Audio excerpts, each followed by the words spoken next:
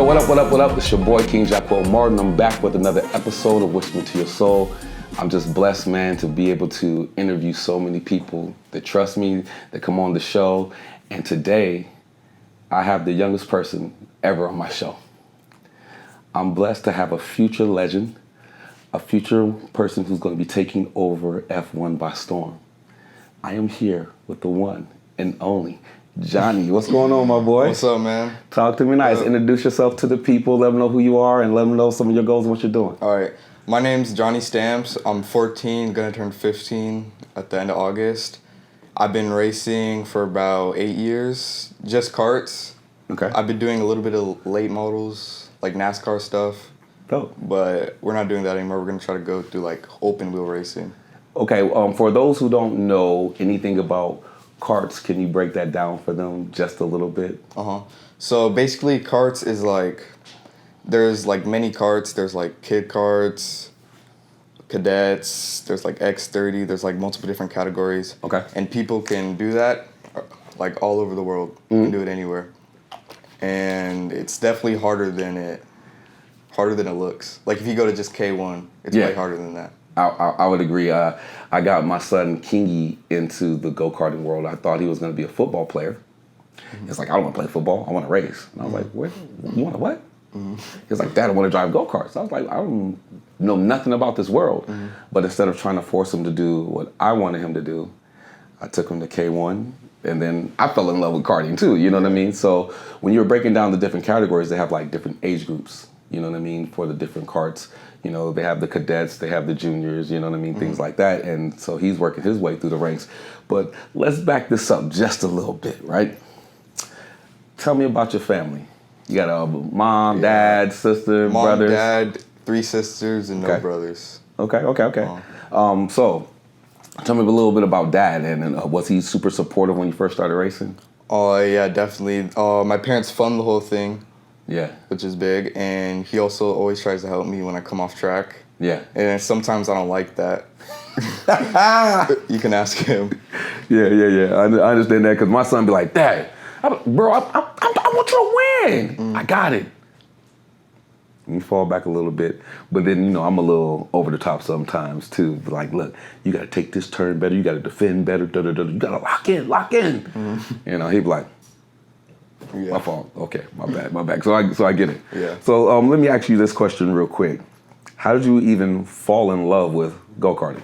Okay, so I was doing, I think, football, or I don't think I was doing any sport actually, but my dad wanted me to do a sport, and I didn't want to do any sport until he took me to K1, and I was like, I want to do racing against other people. And then he found Troy. And then... Oh, yeah. Big ups to Troy Adams. Big shout out to Adams Motorsport Park. And big up to Truly the Truth. Yeah. And that's basically how I got started. Troy taught mostly everything getting into it. Taught me mostly everything getting into it. So you didn't want to do football, basketball, baseball? I did. I've done football while doing racing back when I was like little. And I did basketball like last year, but no, I don't like it. Just racing. Okay, so what was the first sport you actually tried? Probably soccer, racing, or football. I don't remember. Okay. It was a long time ago. When you were competing, what did you like about the sport? I like racing the most always. Yeah. I'm definitely a better racer than qualifier. Okay. Okay. That's cool.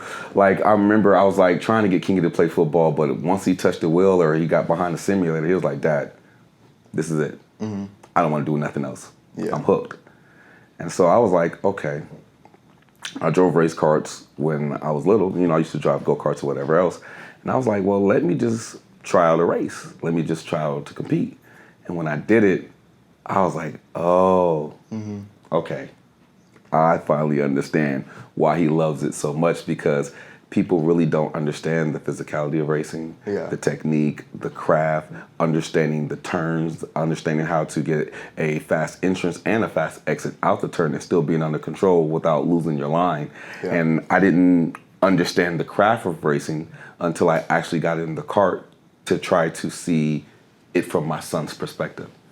And now that I see it from his perspective, I understand why he loves it so much and why he doesn't want to do anything. Uh-huh. Even though I was a football guy, I was like, man, you can play football. And I put a football in his hand, and I was like, yeah, you might not play football.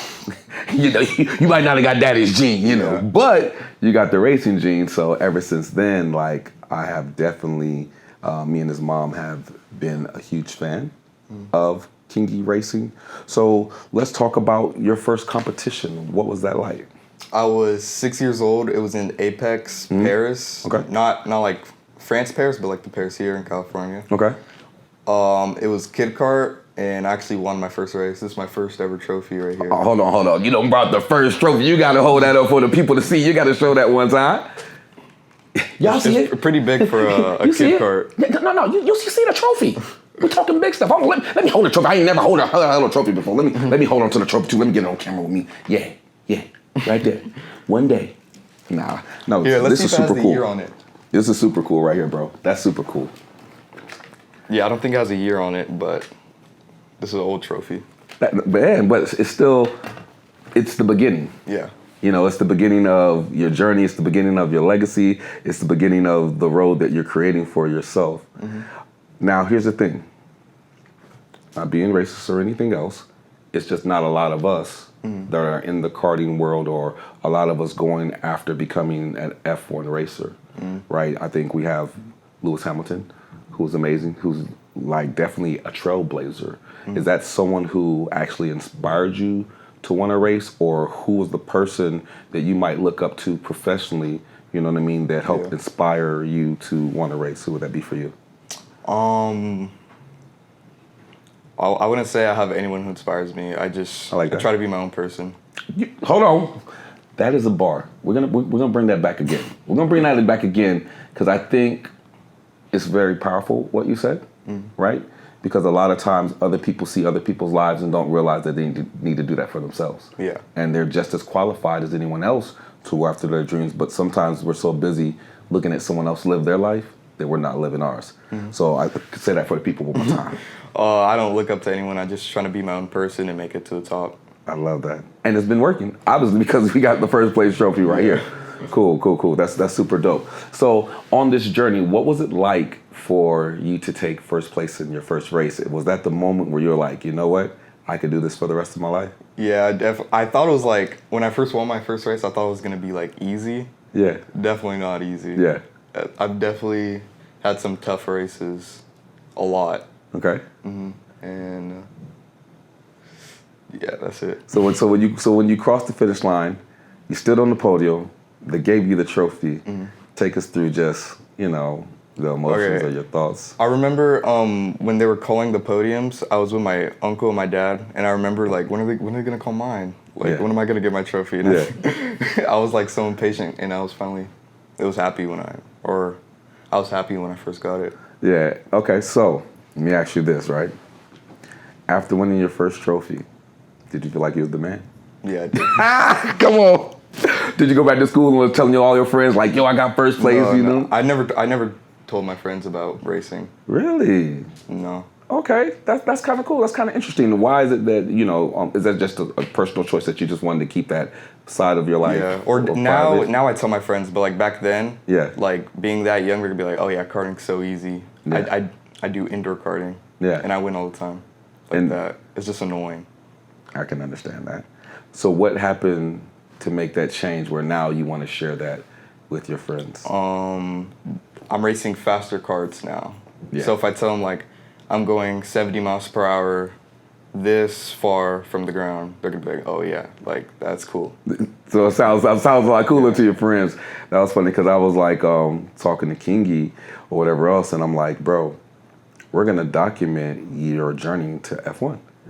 That's so lame. I don't want to do that. I want my King, I know you might not like it now, right? You'll love me later because one day when you do win, you could have all these memories, like a little documentary showing the breadcrumbs of how you got to success. Because sometimes when people see you win, they might, oh, that's easy. You won go-kart. No, it's actually a lot of work. It's a lot of practice. It's very expensive. That's one thing that I did not know, how expensive go-karting is. I'd consider it more of like a money sport than talent sport. Talk your talk. There's some of those, like golf is a money sport. Yeah. Tennis, polo, Yeah. like horse racing, stuff like that. Racing, motorsports. Yeah. Those are all money sports. Yeah. Listen, I'm learning that. I think this is where we got an opportunity to meet for the first time. Was at the big shout out to the UK Fat Go-Karting League or whatever else. I believe that you were competing to go ahead and be a part of the league as well, right? Yeah. That day. And that was the first time that we met. And so when I spoke to Troy, big shout out to Troy, I said, how much is it?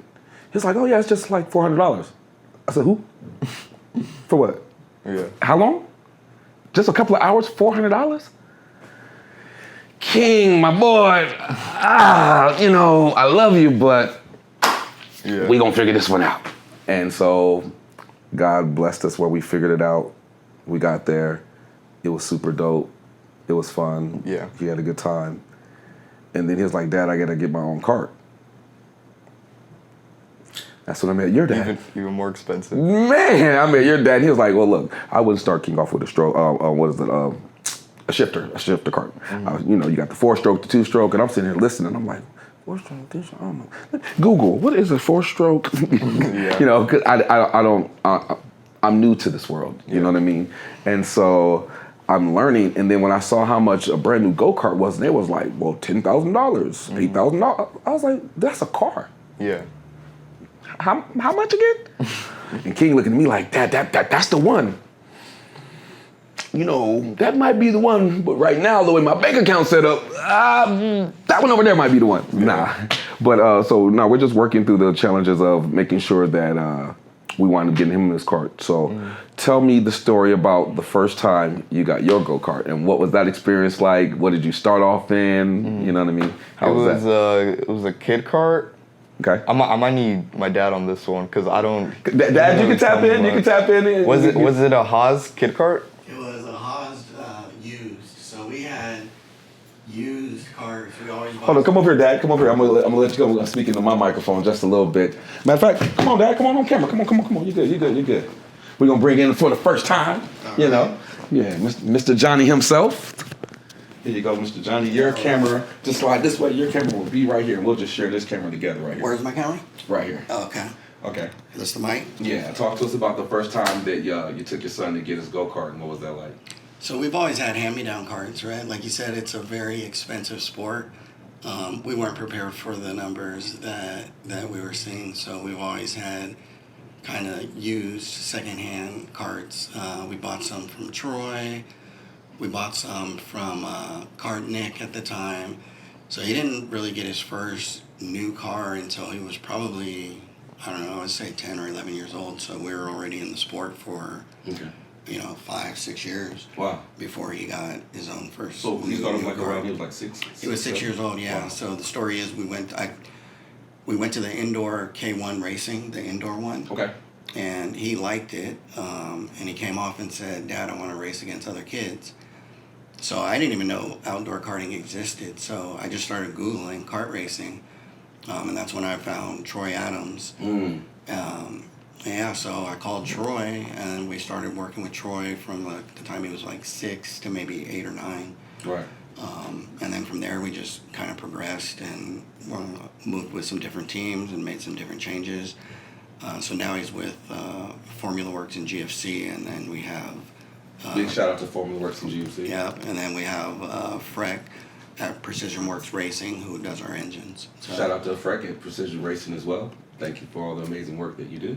Yeah, so we graduated from used hand-me-down stuff to now he has, his own stuff with his own people who are helping him out. That's dope because I think that lets kids know that you don't just have to start out with a brand new cart. You know what I mean? You can take a used cart, you can still go after your goals, you can still figure it out.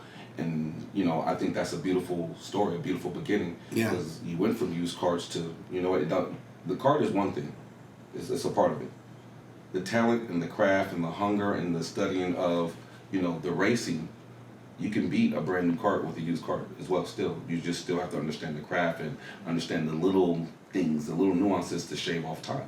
Yeah, I mean, when you're first getting into it, right, you're after driver development, so a new cart isn't going to buy you a ton of time, right? It's the years and when you're really trying to hone your driver skills, teach them the foundations of driving. You talked about lines, where their lines should be, when they should be braking, when they should be on throttle. So, I mean, spending $5,000 on a new cart versus $2,000 on a used cart isn't going to make that much of a difference, right? It's actually not going to make any difference until you get all of the foundational stuff worked out. And then when you're at that elite level, you're traveling all over the country, and you're after tenths, right, or hundredths. Then that's when you start spending the extra money on new chassis, better engines. What's the chassis so they know? Chassis is the actual go-kart itself. Mm-hmm. You know, so the difference between a new one and a used one that we were talking about, right? Yes, sir. When a tenth makes a difference, right? In some of these big national races, you know, a tenth can cost you, when you qualify, a tenth can be 8 spots. Right. That's how close the racing can be. Right. Right? First place qualifies whatever, and if you're a tenth behind, that could be, you know, 7, 8 spots behind them. So you're after every little tenth. It matters at that point. But for those first years, it's really just about driver development and, you know, save yourself the money and really, really focus on your driver and developing your driver skill set. I think that's important. And also, you touched on, you know, the money. A lot of people might not know or have an idea how expensive karting is. That's one. Two, also us making our own lane in karting, you know what I mean, and having more representation is just as important as well. So can you take us along the thoughts of the expenses and, you know, just to educate people about that, and also just having representation in karting? Yeah, so I think when you're first starting off, it can be relatively inexpensive. You can make it inexpensive. There's local club races that you can participate in. You know, you do have to get the equipment. Some places will do arrive and drives, but you're still going to spend, if you do an arrive and drive, I would still plan on spending, you know, $2,000-$3,000 for that weekend. And that's a weekend race. And that's on the inexpensive side, right? Once you start traveling and you're racing nationally, I mean, you can easily get up into 6 figures racing. So six figures. Just want to say that. Y'all heard what he said. 6 figures. Six up. Easy. So yeah, but when you're doing that driver development, I just focus on the local club races, right? Look at renting versus buying and what makes sense, right? You might be able to come across some older used equipment that'll be good for development. And just try and do it on a budget, right? You don't have to go out and spend a ton of money to get started. So Yeah, I think that's beautiful. And before I let you go, I just want to compliment you, right?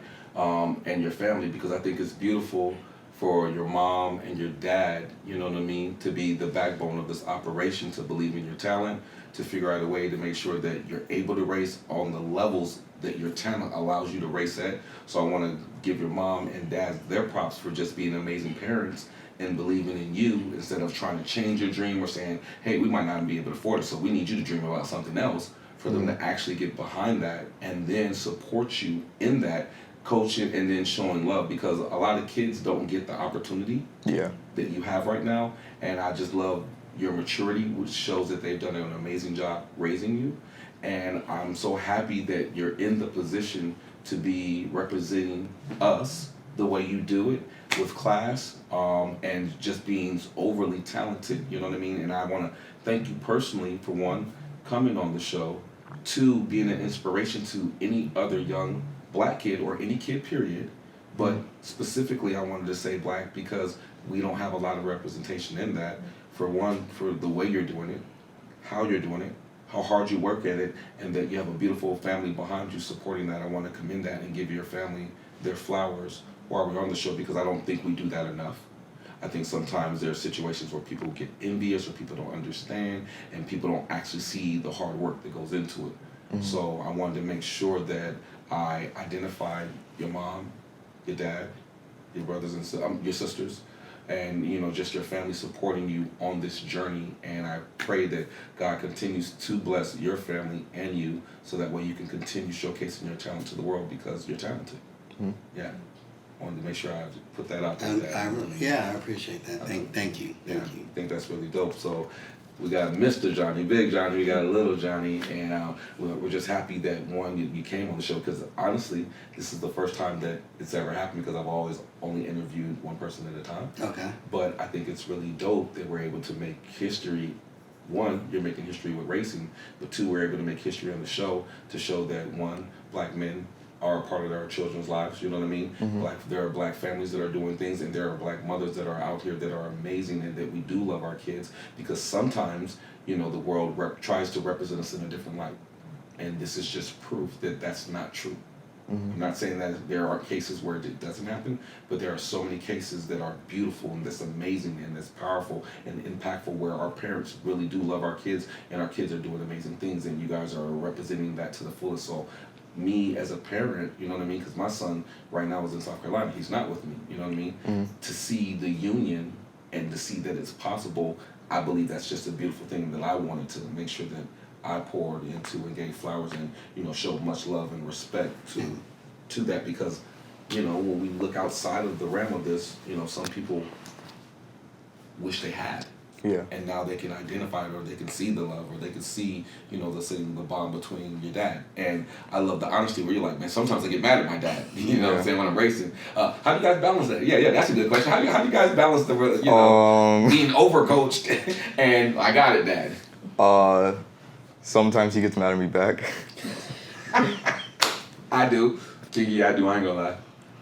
I think from my perspective, like, now that he's older, like, I trust in our team, Formula Works, and Tony, and what they're doing in their process, and, I'll give him feedback, like, my observations at what I see, and he doesn't believe them, and then someone from his team will go back and tell him the exact same thing that I told him. So hopefully he sees that more and more. But yeah, I just observe, and I don't like really press it anymore. He's getting older. Yeah. Like he has to figure this stuff out. He's been racing a long time. He has a lot of experience. I mean, he knows what to do out there. He has a team that supports him. So I just try and back off more now than when he was younger. Yeah. And so let him and his team do his thing. I think that's pretty dope. I mean, I'm hands-on with King. We talk about the race. We go over notes or whatever else, and sometimes he'll be like, Dad. I'm like, okay, my fault. And then when he'll go down, because one thing I do love about King is he's inquisitive. Yeah. He'll go ask the people that work there, and then they'll come back and say the same thing, and then he'll give a look. And I'm like, told you, son. Yeah, whatever, Dad, But I mean, it's like a little running joke between the two of us. Yeah. So I mean, I think it's really cool. As a dad, do you ever? Because I know these cars can go up to 80, 100 miles per hour. Do you ever have any fears, or are you ever worried, concerned? Not about Johnny's skills, but just sometimes it's not the driver, but it's other drivers around them. You know what I mean? Yeah, no, I've never really had any fears of him in the car. We've seen some accidents. Nothing too bad. I mean, we've seen a couple bad ones, but we've been racing for, 8 years? Right. But I've never had, a fear of him in the car. Never. It's not even in the back of my mind, really. Even to the point when he crashes, I'm, replaying, what happened, how did it happen, and everyone's asking me, is Johnny okay? It's just, it's automatic. I already think he's okay. It doesn't even register for me when I need to be thinking, oh, my God, is my son okay? Right, but I've just never had that fear. What about at Supernats? What were you thinking? 2022. I honestly wasn't really thinking anything. I knew you were okay. So in 2022, Supernats, somebody spun out. So Johnny had to avoid them. So he ends up spinning out. They're stuck on the long straightaway, and they have the yellow flags out. People aren't paying attention to the yellow flags. Johnny stands in his seat to get out of his car, and somebody hit him full speed. So when he got hit, he did a flip out of the car. He immediately got up and ran and jumped over a 6-foot wall barrier to get off the track. Yeah. So once he did that, I knew it was okay. So I didn't really have the fear. If he was laid out on the asphalt or something, but I seen him get up and jump a 6-foot wall. So I knew he was okay. Yeah. His mom was a little more worried. She rushed down there. And she should be. There's nothing wrong with mama doing that. That's what mamas do. Yeah, but no. I don't know if it's good or bad, right, wrong, or indifferent. I've just really never had that fear. Yeah. What were your thoughts in Okay, that situation? How did you so my teammate, so I was in the front of my pack. It was kind of like midfield. feel? Okay. And then after that, there were two guys. It was my teammate in front of him and another dude in back behind him. Okay. The dude behind him tried to pass him, and he ended up spinning out on his rear, and he was in the middle of the straightaway. And when he was spun out like this in the middle of the straightaway, I thought he was gonna roll backwards, so I held my line, but he wasn't rolling backwards, and I ended up hitting him. And then me and him are both stuck in the straightaway. I tried to get out of my car, and halfway I'm getting out, a guy hits me like this, and another guy goes around and ends up flipping and breaking his collarbone. Jesus. And then after I flew out, rolled around, I hopped over the fence and I just like laid down. And the corner worker was asking me like, "Where does it hurt?" And I was like, I like couldn't answer him. Yeah. It hurt for like a little bit, but then after that it was fine. Well, I didn't remember what happened after, but it wasn't too bad. yeah. Well, first of all, thank God that you're okay. Thank God everyone else is okay in those situations. I'm glad that you were able to get back in the car, continue the journey, because things do happen in life, but you didn't allow that one moment to define the rest of your career, Yeah. and that you've overcome it, and now that you're even more fearless on the track. Yeah. I was racing the next day with our old chassis, right? Yeah. Yeah. Was that your worst accident? Either that or yeah, probably that, Yeah. actually. And so that incident actually scared him. So there was another time he spun out, right? No. It wasn't like it was like with somebody else. It wasn't by myself. Well, it doesn't matter. He spun out, and so he got paranoid and jumped out of the car and ran all the way across the track to get off the car. When all he had, Wait, y'all gotta tell us that story. Y'all gotta tell us that story. We want to know. I forget exactly how it happened, but Okay. basically he like spun out and he's like almost in the dirt, and all he had to do was get out of the car and walk to the dirt. But he got out of the car and ran all the way across the track to the dirt on the other side. He was just so nervous about Yeah. somebody hitting him. And he did that like one other time after that. I'm like, dude, you were already in the dirt. He's like, I just panicked and wanted to get away from the car or whatever. So Yeah. that incident kind of stuck with him. Had him doing some silly things after, but I think he outgrew it. Yeah. I mean, they say time heals all wounds or whatever else. I see you got some more trophies. Can you talk to us about these other awards and show the people what Okay, you got so going I on? recently got this one. Okay. This is K100 Senior, and I'm only 14, so I have to get a waiver. You got to show that to the camera so we can see that. This is the championship trophy for third in the championship, Wow. but I'm like the second youngest person on the grid. The youngest person, he wasn't doing all the races, he just did one, he was 13. Yeah. Yeah, and I was 14. And both the guys that beat me in the championships were my teammates. Okay. Shout out to Keegan Kaminsky and Chase Hand. Big shout out to both of you Yeah. guys. Yeah, I was competitive mostly in the first half of the season. Well, before you go to the next one, can you tell us just a little bit about this one? This race a little bit? This is like a championship trophy, so this is Yeah, tell This is us all the name of the race and where you raced the at. Challenge of the Americas. They do like mostly West Side races. Okay. Big shout out to Challenges of America. I can tell you like a little bit about the season. The first race, it was in Tucson. I got fourth the first race because Okay. it's a doubleheader.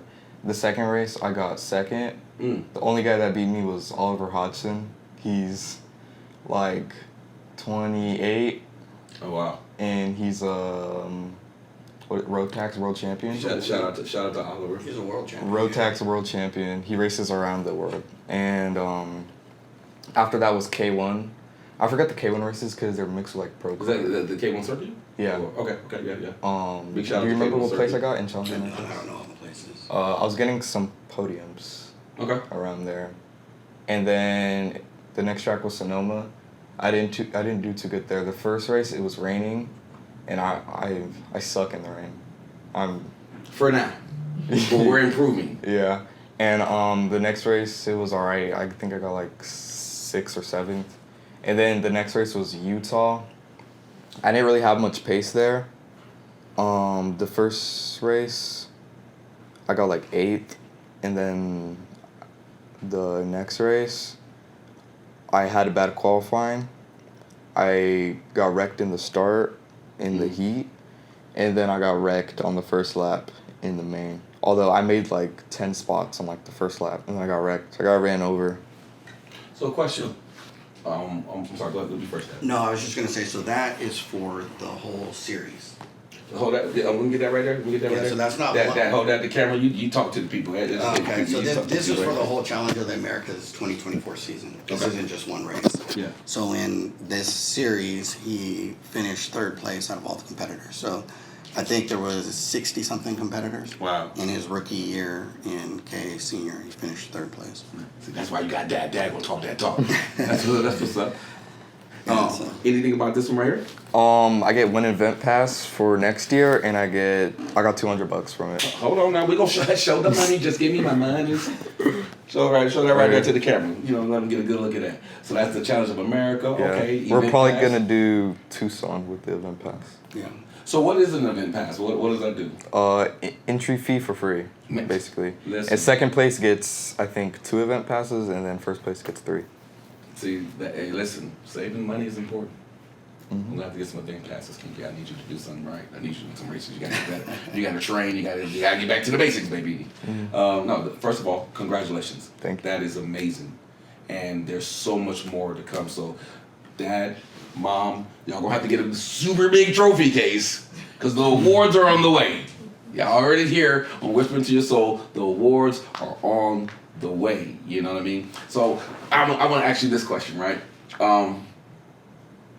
How do you overcome the adversity when you don't do so good on races? Okay, so it's kind of confusing. So if I'm like fast all weekend, like I'm like top 3 fastest, and I end up like wrecking in the main, I'm not too mad about it. But if I go like a whole weekend having slow pace and just like being like 10th like the entire weekend, I'd be like more mad over that than crashing in the main and being fast all weekend. Why is that? Explain for us. Because when you're just plain out slow, it's frustrating because you're trying everything to get faster, but it just doesn't work out. Okay. Other than when you're just fast and you just like get unlucky and crash, I feel like it's not as bad Okay. as just being plain out slow. So let me ask you this: how do you overcome that? How do you deal with that frustration, or when you get upset, or when you're mad, or you're angry? I usually try to, after the race, I immediately go to watch a video and try to do data and stuff and figure out what's wrong. And not all the time you can figure out what's wrong. Sometimes we just can't see it. It might be the car or me, but sometimes we can't find that out. And in those moments, do you just get back in the car and say, "Well, we're just gonna do better next time"? What motivates you to keep going? Just the love for racing keeps me going. Hey, talk your talk. You Yeah. gotta love it. Here's a question. I know you love racing. Do you have a why?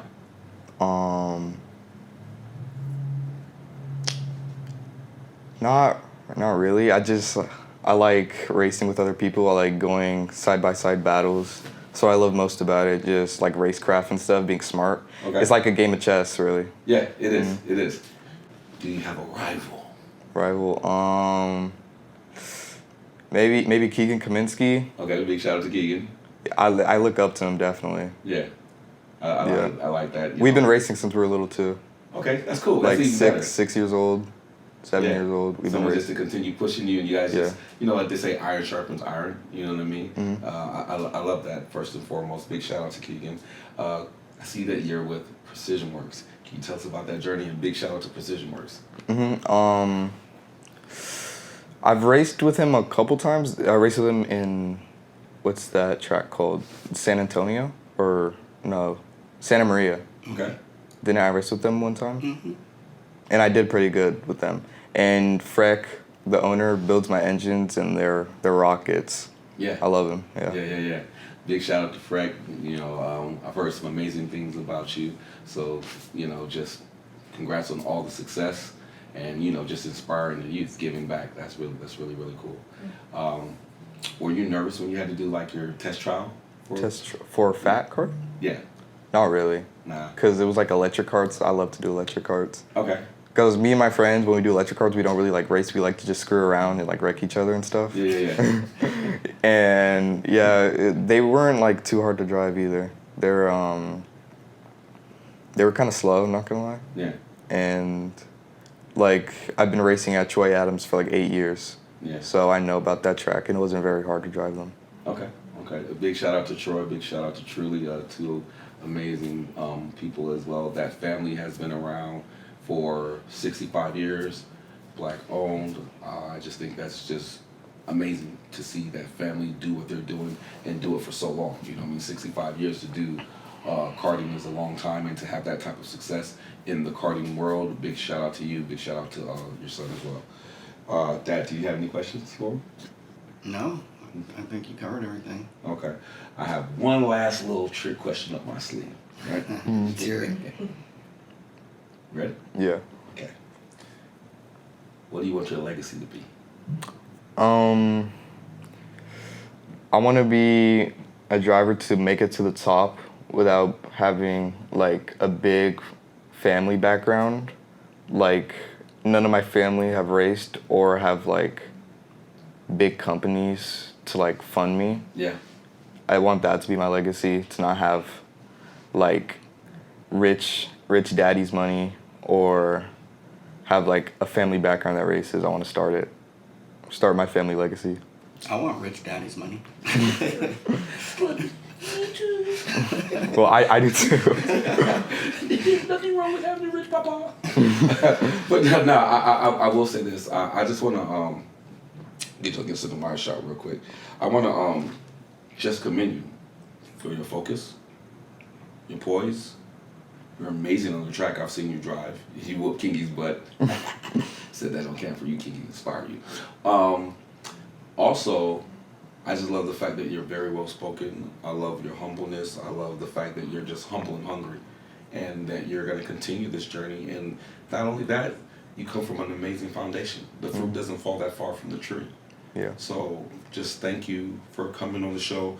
Do you have anything that you would tell any young racer, any upcoming racer? Do you have anything that you would say to them to inspire them? Definitely try to look for sponsors. It's not easy to look for sponsors, Okay. but you definitely need it. You need the money always. Yeah. You always need money in racing. Okay. That's a great point, because I'm looking for sponsorship for Kingy right now, so that I understand that. But in order to get sponsors, You have to be cool off track and on track. It's definitely easy to get a hot head in the kart. I do a lot. And definitely be cool off track and try to like be like positive always, and try to get connections with people. Dad, how do you feel about sponsors? I think it's hard, right? If it's not people that you know or family that's willing to help out in karting, because it's not really televised, right? So there's not much in it in ways of exposure for people wanting to sponsor. So it's always difficult in karting. I think as we look for our next journey, whether if that's going to be, some sort of USF 2000 or Formula 4, I think in those series it maybe become easier. Not easy by any means, but easier. Because a lot of that stuff is televised via YouTube, and that stuff I think it maybe become easier. But I think in karting it's just really tough outside of like your immediate friends and family and those people that just want to genuinely help you succeed and go on. So I did love something that I love something that your son said, because it's something that I'm instilling the King. So I'm proud that you've done such an amazing job with your son, Johnie. He said you got to be, in my translation, professional on the track and off the track. And a lot of people think it's just driving. I'm like, no, it's not just driving. Driving is a part of it. How you carry yourself affects the brand. yeah, How you speak, how you walk, how you talk, how you act on camera and off camera. Are we willing to invest in you, and are you willing to be a return on investment by doing the things that you need to do? yeah, And 100%. I'm so glad that you said, I can't wait for Kingy to see this episode, first and foremost. And it's very important because, one, you're a proven winner, right? Two, I think you said something so important about just the professionalism on the track. you want to be good at the craft. Yeah. But when you get off the track, how do you act? How do you conduct yourself? How do you interview? How do you act when you're in the mantle? Are you rubbing it in people's faces? Are you ugly or nasty? Because energy goes a long way, right? And people don't want to invest in that. And that's why sometimes we can make getting a sponsor a lot harder being unprofessional off the track, and we can block our own blessings. So the fact that doors are opening for you, that is a tribute to, one, you being super talented, and two, your parents giving you a solid foundation so you do know how to carry yourself on and off the track. And I think you showcased that in this interview. And the fact that we have your father on here, we see where you get it from. So super kudos to you, man. Thank you. Kudos, Appreciate brother. it. Appreciate it. And I want to shout you out too, because I remember when I first met you, and I was like, yeah, I'm really confident King's driving, I'm not really worried about driving. You're like, well, you know, anything can happen. Just want to let you know that, and just always be prepared for that. And as soon as King started racing, bang, out the race, first race. And he just looked. I looked. Yeah. I understand now. Welcome to the world of racing. But it, you know, despite when something happens, I think that's a good life lesson. That anything in life can happen, and will happen, and should happen. And it's only happening to see how bad you want what you say you actually really want. Yeah. Because if Kingy would have quit then this isn't for you. Yeah. You know, you don't want to fall 3 feet from gold. And I always use this analogy, right? I don't know if you ever heard this. They talk about a scientist, right? And then the scientist, they had an aquarium, almost kind of like the one you see, right? Mm-hmm. And they put a piranha in it, and they put little Nemo in it.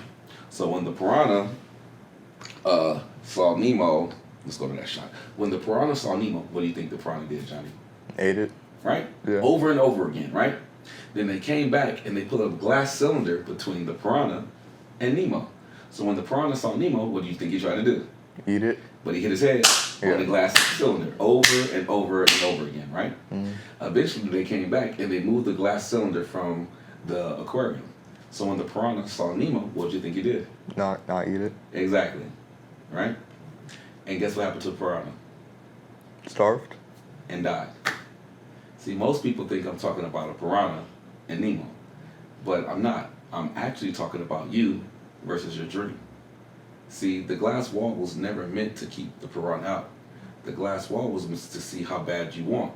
You have to be willing to break through the glass walls. You have to be willing to overcome problems. You have to be willing to go through something to get to your dreams, to make your dreams a reality. Mm-hmm. You crashed. You lost. You got frustrated. But yet you kept going after your dreams, right? Yeah. Because remember, you started off first place. Mm-hmm. And then all of a sudden, everything wasn't first place no more. And you had to continue to work to get to where you are. And then you put the time in and over, and eventually you broke through that glass cylinder. And now you get to hold up all these other different awards that you're doing, and you're going to hold up so many more because you're being consistent to your dream. So never let someone put a glass cylinder on you. Continue to break through these glass walls in your life, and I promise you'll be able to see all the different blessings that are meant for you as long as you stay consistent, stay disciplined, on the track, off the track, listen to your parents, and continue being an amazing person practicing your craft. It's like going to the gym. If you keep working out your muscles, eventually they're going to change. Yeah. Eventually you're going to see the difference in the results. A lot of times people just quit because they get frustrated. You know what I mean? Mm-hmm. And if you don't and you continue, you'll become everything that you always said that you wanted to be. Mm-hmm. Last little motivational quote for you guys. There's a cleaner out there called 409 Cleaner. You know, I'm old. Forgive me if you ain't never heard of it. But the reason why it's called 409 Cleaner is because it took 409 times to get the formula right. And now they don't have to do anything else for the rest of their life. So the question is, how many times are you willing to do what you want to do to make your dreams come true? Are you willing to try it 409 times? Are you 3 feet from gold? Are you one step from trying again to make your dreams a reality? Not even trying, just doing. Because you gotta, the winning is in the doing. And the learning is in the failing. So appreciate your no's, because you gotta go through your no's to get to your yes. And that's our show, Whisper Into Your Soul. Johnny, if people want to follow you on your Instagram, respectfully, do you mind giving us your social media for any other kid that might want to talk to you or have questions or reach out to you or just increase your following or follow you on your journey to becoming everything that you're going to become?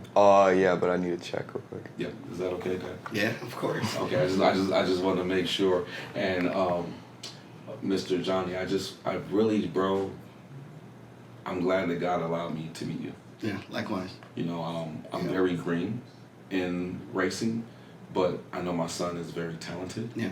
I wouldn't mind my son just getting on the track and following your son and learning the lines and learning the ropes.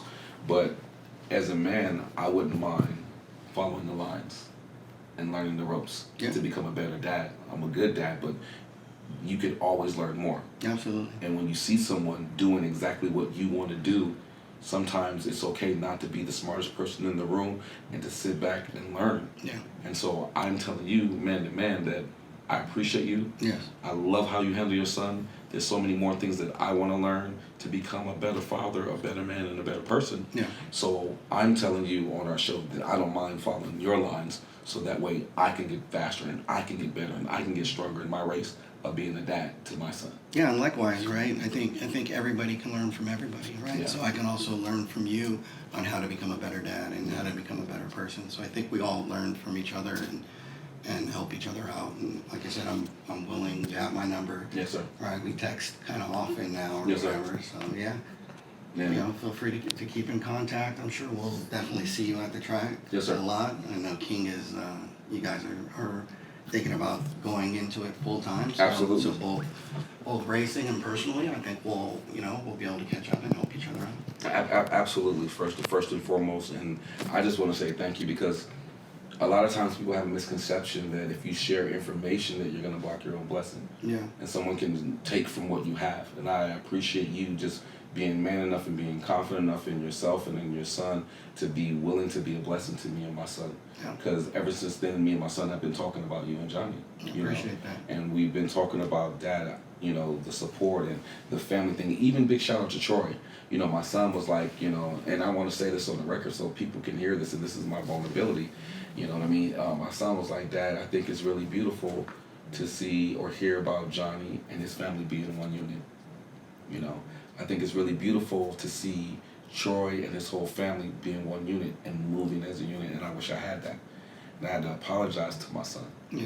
And I said, I apologize because as a dad, I failed you in that area because it just didn't work that way for me. But at the same time, I can still show up for you the way I can show up for you to the best of my abilities and still do an amazing job of co-parenting. You know what I mean? And I think that sometimes that just because you're not with the person doesn't mean that you still can't communicate, be respectful, be nice, and be kind. Because the person that is being punished is the seed. Yeah. And if your child only sees you arguing and fussing, then that's what you're watering your seed with. You know what I mean? Yeah. But if you could show up and still be positive and show up in love and show up to the best version of yourself, then you can still create a healthy enough relationship where you're not passing trauma down to your seeds. You know what I mean? I love that. And so I wanted to say that because I think that's really important, you know what I mean, for men, for women to understanding co-parenting, to understanding how to be better parents, even if you don't stay together.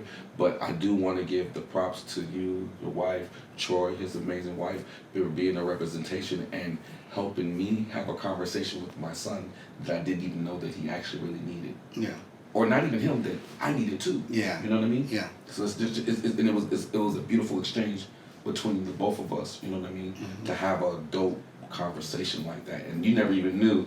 You know what I'm saying? This is your first time even hearing about that, but I just want to say thank you for opening that because that definitely, and you too, Johnie. You know what I mean? That opened up a place for me and my son to have a different type of level of conversation. For more healing and more love and more understanding, you know what I mean? Mm-hmm. So I just want to commend you guys on that. Thank you. Appreciate it. Oh, I believe the social media is on your phone.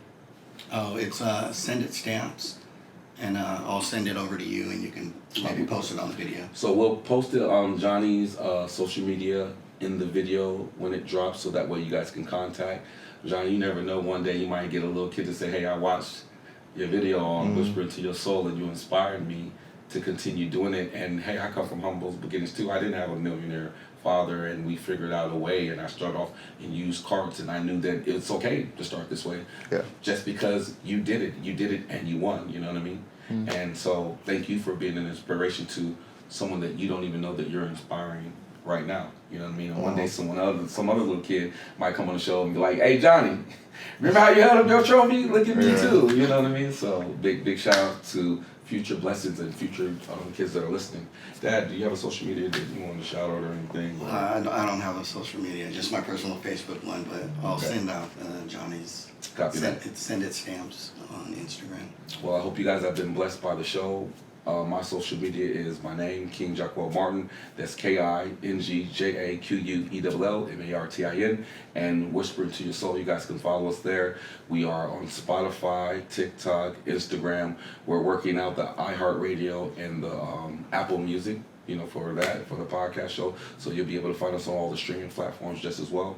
And we just appreciate y'all tuning in. This is our show, and I'm here with the legend, Mr. Johnie himself, brother. Thank you, bro. Amazing interview. Thank you, good sir. Thank you, yeah. Amazing interview. And that's our show. Bye. I want to, my new saying, I'm going to end it with 409. We're going to end it with 409.